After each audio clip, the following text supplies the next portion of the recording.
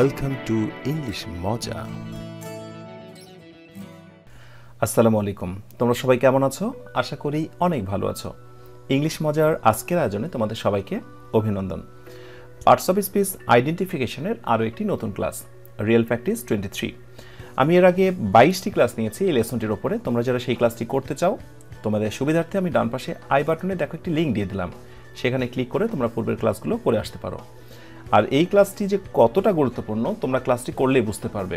Parts of speech আসলে rule দেখে শেখা যায় না, প্র্যাকটিসের মাধ্যমে শেখাটাই হচ্ছে সবচেয়ে বেস্ট ওয়ে। তো চলো আজকেও একটি সেন্টেন্স তোমাদেরকে দেখাই এবং সেন্টেন্সে ব্যবহৃত প্রত্যেকটি ওয়ার্ডকে দেখিয়ে দিই কোনটা কোন পার্টস অফ স্পিচ। ইয়েস, এই হচ্ছে প্র্যাকটিস 23। এই হচ্ছে সেন্টেন্স। আমি সেন্টেন্সটা ফার্স্টে পড়ে দিচ্ছি, বাংলাটাও করে দিচ্ছি। Stephen gradually started losing control over the muscles of his body. Stephen হকিন্সের কথা বলছি। তো স্টেফেন হকিন্স উনি তার শরীরের মাংসপেশির ওপরে যে ক্ষমতা ছিল, যে শক্তি ছিল মাংসপেশির ওপরে দখল ছিল, সেটা আস্তে আস্তে সে হারাতে শুরু করে। যেহেতু হি গ্র্যাজুয়ালি বিকাম ভিকটিম, যেহেতু সে একটা বিষয়ের শিকার হয়েছে, একটা বিষয় বা একটা রোগে আক্রান্ত হয়েছে, অফ গিহরিক্স ডিজিজ, এবং সেই রোগটার নাম হচ্ছে একটা গিহরিক ডিজিজ, যেটা কিনা প্যারালাইজডের মতো একটি রোগ। তো আস্তে আস্তে করে এভাবেই স্টেফেন তার শরীরের মাংসপেশির ওপরে ক্ষমতা হারাতে থাকে। তো এবার আসো আমরা এক এক করে দেখিয়ে দিই কোনটা কোন parts of speech. স্টেফেন it's a proper noun. এটা প্রপার নাউন, কোনো কিছু নাম, সায়েন্টিস্টের নাম, বুঝতেই পারছো, দ্যাটস ওয়াই এটা হচ্ছে প্রপার নাউন। আর প্রপার নাউনে একটা আরো মজার ব্যাপার রয়েছে, বৈশিষ্ট্য রয়েছে, সেটা তোমাদের সঙ্গে শেয়ার করি। সেটি হচ্ছে প্রপার নাউন তুমি যেখানেই লেখো না কেন তার স্টার্টিং লেটারটা অবশ্যই ক্যাপিটাল লেটার হবে। গ্র্যাজুয়ালি শব্দটি হচ্ছে অ্যাডভার্ব। তোমরা মনে রেখো অ্যাডভার্ব কিন্তু সবসময়ই মেইন ভার্বের আগে বসে। সাধারণত অক্সিলারি ভার্ব এবং মেইন ভার্ব থাকলে তাও কিন্তু মাঝখানেই বসে, আগে বসে। হ্যাঁ, কিছু কিছু অ্যাডভার্ব আছে যেগুলো সেন্টেন্সের শুরুতে বসতে পারে, শেষে বসতে পারে। যেমন ধরো today, yesterday, last night, that day, এরকম কিছু অ্যাডভার্ব রয়েছে, ওগুলো শুরুতে বসতে পারে, শেষে বসতে পারে। বাট বেসিক্যালি তোমরা মনে রেখো অ্যাডভার্বের সবচাইতে ভালো পজিশন হচ্ছে মেইন ভার্বের আগে। তাহলে এখানে গ্র্যাজুয়ালি, আস্তে আস্তে, এটি হচ্ছে একটি অ্যাডভার্ব। মূলত শব্দটি ছিল হচ্ছে গ্র্যাজুয়াল হচ্ছে অ্যাডজেক্টিভ, তার অ্যাডভার্ব হচ্ছে গ্র্যাজুয়ালি। স্টার্টেড শুরু হয়েছিল, এটা হচ্ছে মেইন ভার্ব এবং হচ্ছে পাস্ট টেন্স। এরপরে আসলে লসিং।